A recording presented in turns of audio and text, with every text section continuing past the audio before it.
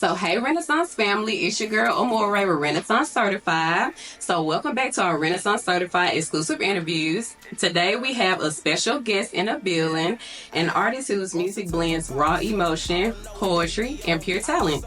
From his early days on SoundCloud to making waves as an independent artist, he's carving his own lane in the industry. So, let's dive into his journey, inspiration, and see what's next. So, please welcome Jaleel. Yes. So my first question for you, you grew up in a household filled with R&B and hip-hop, and your early exposure to poets like Langston Hughes, Tupac, Maya Angelou influenced your lyrical development. How did these musical and literary influences shape your unique style as an artist? Shoot, I can tell you like the exact time. So it was like in middle school, we had a lot of assignments with like them type of like Maya Angelou. Like we had to study some of the poems. Oh, you had a good come up with our own. You know what I'm saying? And like we break off into groups. And shoot, in my group, I had the hook, I had the verse. Like, yeah, bro, that sound cool. And then shoot, that kind of like led to me just writing more and more.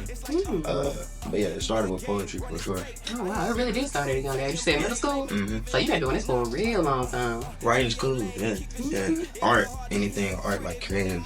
I always had an interest in. Yeah. Performing arts on the performance side. That's what I'm working on more now. Okay, I was gonna ask. Like, I know you're a rapper, of course, but do you do like anything else in the arts? I mean, I create my own merch. I did see that. That's right. He selling on his website, y'all. Check it out. Get your I got hoodies coming too. Okay, cool. I like that because dang, wintertime is coming up. So I got some shit for the summer I'm thinking of too. Okay. Well, my next question. So, we know that you study at Tennessee State University with the intention of pursuing a career in physical therapy. Yeah. You experienced a pivotal shift towards music following, just things that happened with your grandmother. So, can you share more about that transition and how her advice to always finish what you started impacted your music? Yeah. Shoot, that was a weird time. Just trying to pivot because originally, like going into college, I was running track, like my senior year in high school. So at one point, I was like, shit, I could run track at TSU. But shoot, once track like gave up on that, it was more so like, all right, you got work, you got the school shit going, but it's still music in the back.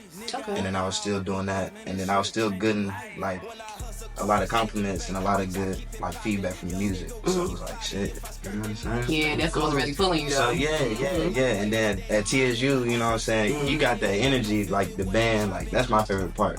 Being it is. Like, after class, you in class, you hear them, they practicing, shit. You know what I'm saying? So it just kept it going. And then sometime in college, she had, you know what I'm saying, but that always stuck with me to keep going in that. And she had told me, like, because she knew, like, because in between classes, I'll make her talk to her. So she would see me, like, day to day. I'm talking to her, keeping her updated. So, like, she really along with you on your journey. Yeah, but, like, she could tell, like, where my heart was leaning towards. But, like, at the same time, you know, I was, being the first graduate in my household. Wow, congratulations. Yeah, so that was like a milestone for like myself, you know what I'm saying, and my family. So that was on my mind too, but like, the music kind of took its own thing. And then, I can see that. Yeah, that's a lot to be going through. Yeah, most definitely. I can see that message through your music as well. For one, I'm going to really say I can definitely see myself working out your music because you be going hard as hell.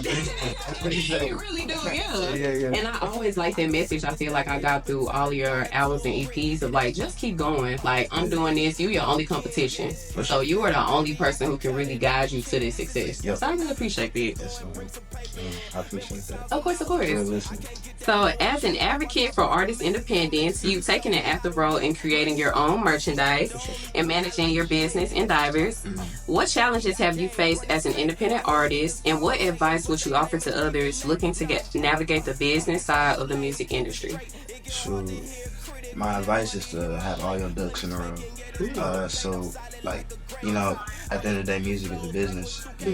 So you go in there head first. It's real interesting, or like it pulls you in on the creative side because you want to be creative. You want to make your mark. You know what I'm saying? Of course. You gotta have your chips in a row because when you do make your point of success, the you gotta feed off that. You know what I'm saying? Okay, Like you gotta feed what's going on, the mission that you got, and the people around you. So yeah. Yeah, because the energy you keep is very important. Yeah, if you ain't got none of that set up, then it really it's a hobby at that point because you know what I'm saying, you're not getting no traction or building up from where you left off at. You know what I'm saying? You gotta progress with it. And then you start thinking, what's the point?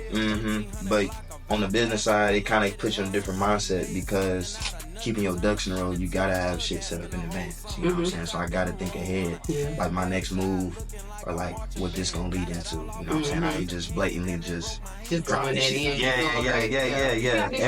Yeah, everything got an intent and purpose. And then getting leveled up on the business side, that really like gets you in the right mindset. Okay. But yeah, being independent and switching those hats, it can be tough though. And everybody got their way to, you know what I'm saying, be able to go between the two.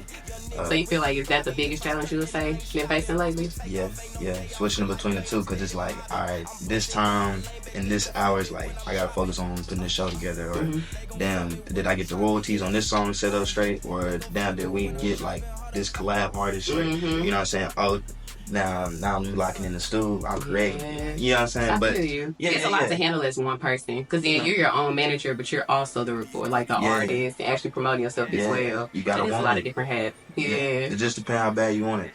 Yep, that's very true. For sure.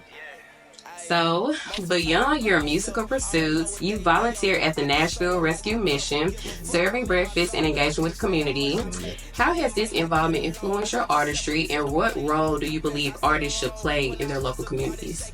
I believe. I like that question. That's a good question. I believe artists should always find a way to give back to the community. The basis of rap and hip hop started within the communities. You know what I'm saying? As a successful artist, when you get to like that point, being successful, like getting paid off your art 100%. You know what I'm saying? You got the time on your hands to involve in the community. So I feel like it's only right. And they really your number one fans, really. For sure. So like even with my tight schedule as an independent, like just going to the mission when I can, like that's my way. You know what I'm saying? But even with that, like it's still different ways I want to do more. You know what I'm saying? But it's gonna come. I like that. Sure. Wait, so are you from Nashville? I know you're from Tennessee, and are you from Nashville? Originally from Antioch. Oh, okay. Yeah. Nashville. That's what I do. Like, I be doing that. Like, naming a different part. I be like, around it. It's Nashville. Okay, cool. I like that. I can really show respect for artists that do that, because, like I said, I'm from Memphis, so I love seeing Glow give back to the community. Like, just knowing that you have such a heart and you're able to be humble with the people who really support you like that. For sure. That's really admirable. Yes, ma'am. Okay.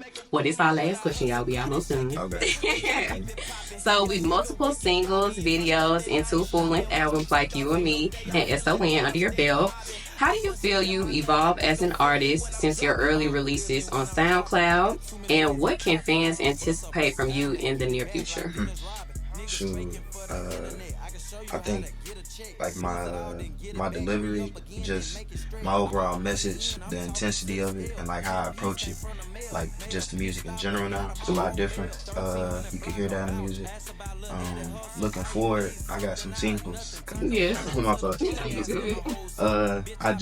My next one coming April 10th. That shit gonna be crazy. Okay. I got one coming this summer. That shit gonna be crazy. But a lot of this shit is just being more personable now. But in a way where it's like digestible and like it's still gonna get you motivated. Like it ain't.